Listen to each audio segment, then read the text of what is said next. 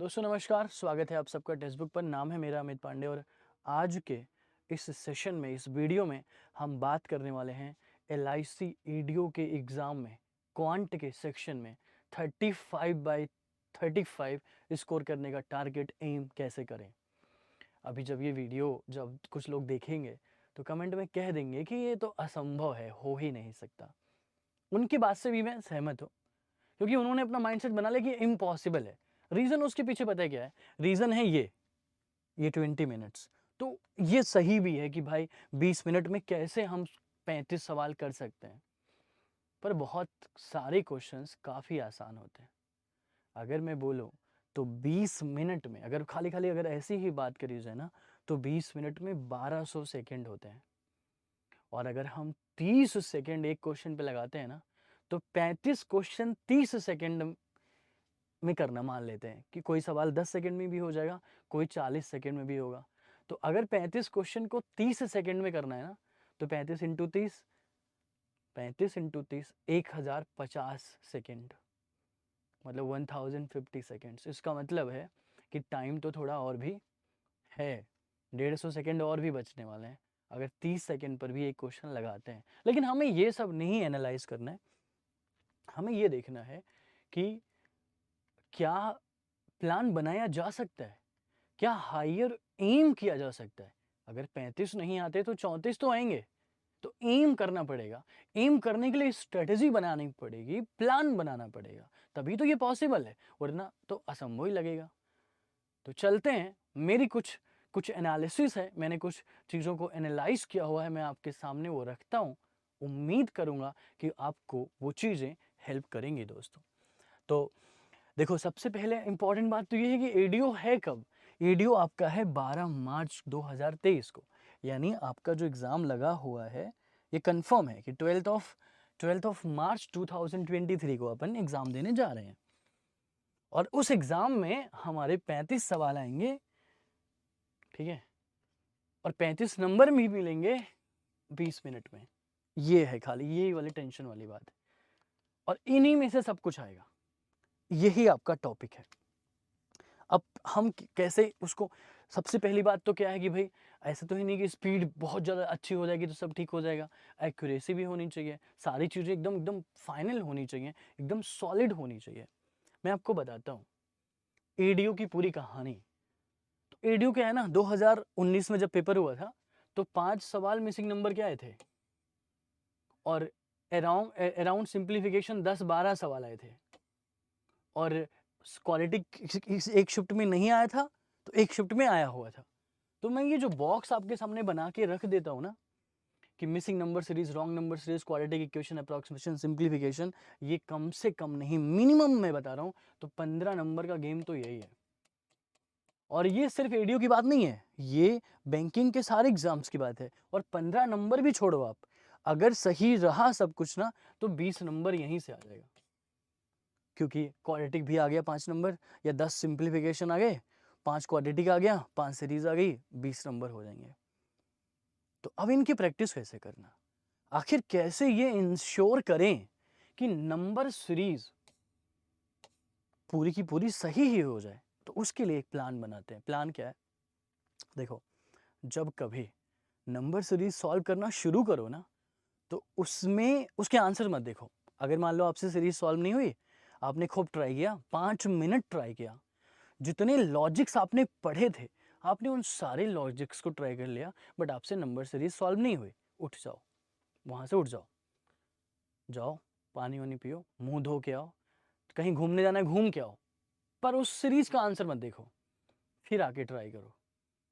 कुछ और पढ़ लो, रीजनिंग पढ़ लो, इंग्लिश पढ़ लो, लेकिन वो सीरीज का आंसर नहीं देखना है। उसका आंसर देखना एकदम जब हार गए ना, जब लगने लगेगा यार अब हमसे ना हो पाएगा, तब आप उसका आंसर देखिएगा, वरना उसका आंसर मत देखेगा। जब आप इस तरीके से तैयारी करेंगे तो फिर आपको आपका सीरीज बहुत अच्छा हो जाएगा। उसके बाद बात आती है क्वाड्रेटिक इक्वेशन की। क्वाड्रेटिक एक ऐसी चीज होती है कि प्रैक्टिस आपने कर लिया, प्रैक्टिस कर लिया, वैल्यू निकालना भी सीख गए, कंपेयर करने में हर बार गलती हो जाती है, और उसको बोला जाता है सिली मिस्टेक्स। तो जब भी मॉक्स आप दे रहे हो तो उसमें क्वाड्रेटिक पहले तो बहुत तगड़ी प्रैक्टिस होनी चाहिए। उसके बाद मॉक्स में देखो तुमसे अगर गलती हुई है ना, तो बस उस गलती का निवारण निवारण करना है, आगे से वो गलती ना हो, कुछ ऐसी प्लानिंग करनी है। और इन सबको सिंप्लीफिकेशन, अप्रॉक्सीमेशन, ये सब मैंने भी कराया हुआ है, फाउंडेशन भी हमने सीखा हुआ है। एक ही चीज़ को देखने का नज़रिया अलग अलग होता है, और ये बहुत आसान भी हो सकते हैं फॉर अ मोमेंट, टफ भी हो सकते हैं। तो इसमें बहुत सारी चीज़ों का ध्यान रखेंगे हम लोग। लास्ट डिजिट, लास्ट 2 डिजिट, जो सिंपल सिंपल शॉर्टकट्स होते हैं, पहले एक बार ऑप्शन को देख लिया, फिर क्वेश्चन को देखा, ऑप्शन को देखा, मैच किया, आंसर आ गया। तो बहुत कुछ स्ट्रेटजी होती है, मॉक्स वगैरह में मैं कराता भी हूँ, लाइव हम लोग इसको डिस्कस भी करते हैं, तो वहाँ से भी आपको बहुत कुछ सीखने को मिलेगा।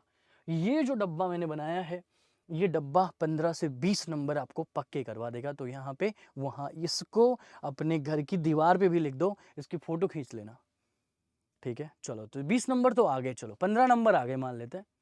अब आगे बढ़ते हैं। ये एक बॉक्स आपके सामने, अब जो मैं बॉक्स बनाने जा रहा हूँ, वो ऑलरेडी बना हुआ है, बनाने में कुछ नहीं जा रहा, लेकिन ये इतना इम्पोर्टेंट है कि आप बैंकिंग का कोई भी एग्ज़ाम उठा लोगे ना, कोई भी एग्ज़ाम बैंकिंग का उठा लोगे, उसमें आपको यहाँ से सवाल देखने को मिलेगा, आपको यहाँ से सवाल देखने को मिलेगा, यहाँ से देखने को मिलेगा, यहाँ से भी देखने को मिलेगा, यहाँ से भी देखने को मिलेगा। अगर यहाँ नहीं आया तो ये आएगा, ये नहीं आया तो ये आएगा, मतलब आएगा ज़रूर। ये सिंपल इंटरेस्ट, कंपाउंड इंटरेस्ट तो इम्पोर्टेंट है ही। और ये 1 2 3 4 5 6 7 8 चैप्टर्स हैं ये। लेकिन जब हम तैयारी शुरू करते हैं, तो ये तो 8 चैप्टर नहीं है, ये एक ही चैप्टर है। अगर आपने ढंग से रेशियो पढ़ा हुआ है ना, तो ये सब रेशियो ही है। थोड़े से फंडे अलग हुए, थोड़े से फंडे अलग होंगे, वो ऑब्वियस सी बात है अलग, क्योंकि हम एम कर रहे हैं 35/35 का, तो छोड़ेंगे तो किसी को है नहीं भाई। और क्योंकि जब हम ये अपना अच्छा करेंगे ना, तो ये हमें यहाँ भी लेकर आएगा, ये दोनों। और मैं रिलेट करता हूँ, ये दोनों एक ही बात है, अलग चैप्टर है ही नहीं। रेशियो ये प्रोबेबिलिटी भी, प्रोबेबिलिटी भी रेशियो है। Favour, favour upon total probability ratio, that's it. तो अगर हमने चीज़ों को अच्छे से पढ़ा, ये 8 चैप्टर अपने दिल, जहन, दिमाग में उतारे, तो हम कर ले जाएंगे। मतलब ऐसा है ना कि दिल में भी आना चाहिए और दिमाग में भी आना चाहिए, ऐसी पढ़ाई आपको करनी पड़ेगी। तो ये 8 चैप्टर, इसमें से 5-6 नंबर हर बार आता है, मतलब मिनिमम बताऊं तो 5-6 नंबर। और यहाँ की अगर हम बात करें, तो अभी बता चुका हूँ मैं, 15-20 नंबर, तो 5-6 नंबर तो यहाँ से मिलना ही मिलना है। उसके बाद देखा जाए तो टाइम, स्पीड, डिस्टेंस, यहाँ से आपको सवाल मिलने वाला है 1 से 2 क्वेश्चन, एक क्वेश्चन तो मिलता है। अब इसमें देखो, इसको पढ़ते समय थोड़ी सी घबराहट होती है। फॉर्मूला सिर्फ एक लगता है यहाँ पे, speed equal to distance upon time. बस एक ही फॉर्मूले को लगाना है, इस पे अपना बेस मजबूत करना है। समय है, इस पे बेस मजबूत करके इसका सवाल अगर एग्जाम में आता है तो उसको करना है लिमिटेड टाइम में।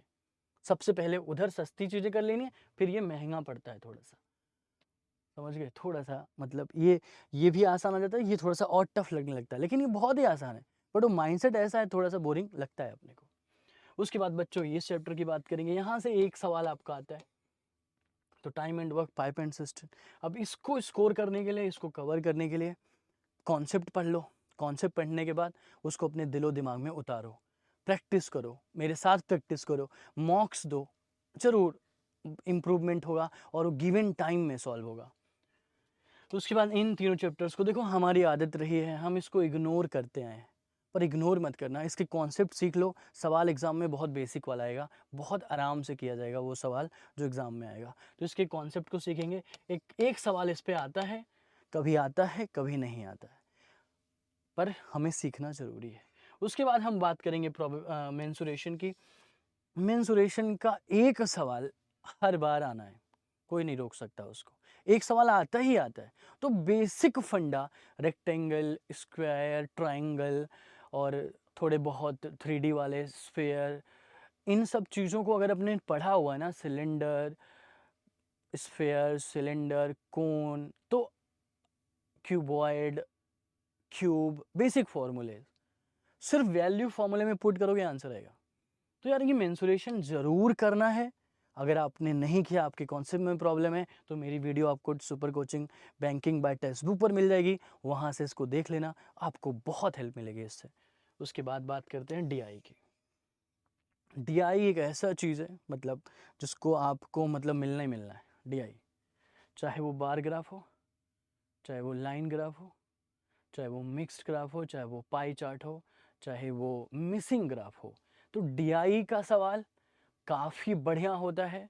डीआई में एक स्ट्रेटजी होती है, वो भी आप लोगों को मैं बता देता हूँ कि जब हम क्वेश्चंस को अटेम्प्ट करने जाते हैं, जैसे 5 सवाल आते हैं ना एक डीआई पे, मान लेते हैं बार ग्राफ आया हुआ है, तो जब बार ग्राफ को आप अटेम्प्ट करने जाओगे ना और 5 सवाल वहाँ पे आए हुए होंगे, तो हो सकता है जो पहला सवाल हो ना वो बहुत टफ हो, तो फर्स्ट सवाल छोड़ देना है, दूसरा करना है, तीसरा करना है। जब एक बार आने लगेगा ना तो उस फिर डीआई में कॉन्फिडेंस आ जाएगा, और अगर कॉन्फिडेंस आ गया तो हमें कोई रोक नहीं पाएगा, फिर वो पहला वाला भी आ जाएगा।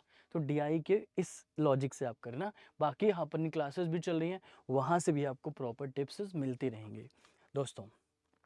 तो यही चीज़ें मैंने बताई कि अलग अलग, अब यहाँ से 5-6 नंबर हम अपने पक्के करेंगे, यहाँ से हमने अपने 1-2 नंबर कॉन्सेप्ट पढ़ लिया तो 100% कर ले जाएंगे, प्लस 1-2 मार्क्स, यहाँ वो 1 नंबर का सवाल यहाँ से आता है, 1 नंबर का यहाँ से आता है, 1 नंबर का यहाँ से आता है, और फिर आता है डीआई। डीआई से 1 डीआई या फिर 2 डीआई आने के चांसेस हैं। 1 डीआई आएगा तो 5 क्वेश्चन आएंगे, 2 डीआई आएगा तो 10 क्वेश्चन आएंगे। ऐसा भी हो सकता है कि 1 डीआई में 3 सवाल हो तो 1 डीआई में 5 सवाल हो। इसके बहुत सारे फॉर्मेट्स होते हैं, बहुत सारे टाइप के होते हैं, लेकिन सिर्फ और सिर्फ 2-4 क्वेश्चंस में ये पूरा का पूरा डेटा इंटरप्रिटेशन सिर्फ 2-4 क्वेश्चंस में सिमटा होता है, और उसी टाइप को घुमा फिरा के पूछा जाता है। एक बार अगर आपने ये सारे चैप्टर्स अच्छे तरीके से बेसिक मजबूत कर लिए, आप बोलने के लायक हो गए कि यार मुझे ना मेरे से पूछ लो रेशियो का कोई भी सवाल। तो जिस दिन आप ये कहने के लायक हुए कि मुझसे पूछ लो रेशियो का कोई भी सवाल, उस दिन आप ages, partnership, average, percentage, average यहाँ तक निपटा दोगे। जिस दिन आप इस लायक हो गए कि मुझसे पूछ लो परसेंटेज का कोई सवाल, उस दिन आप ये सारे चैप्टर निपटा दोगे। और जिस दिन आप इस लायक हो गए कि मुझसे इस बॉक्स में कुछ भी पूछ लो, उस दिन आप इसको भी निपटा दोगे।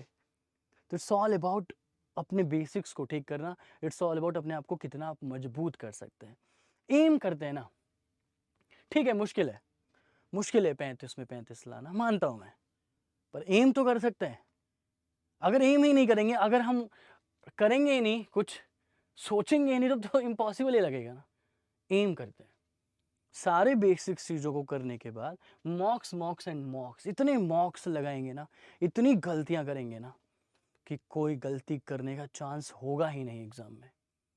और हाँ, एम करते हैं, आप भी एम करिए। अगर आप LIC ADU देने जा रहे हैं तो एम करते हैं 35 में 35, और लाएंगे भी 35 में 35। तो चलिए दोस्तों, बस यहीं पे ख़त्म करता हूँ मैं वीडियो। अपनी तैयारी बहुत अच्छे से करिए, बहुत मेहनत करिए, और अपना बहुत ख्याल रखिए। अगर अच्छी लगी हो वीडियो तो ज़रूर लाइक करिएगा, शेयर करिएगा, और चैनल को सब्सक्राइब करिए।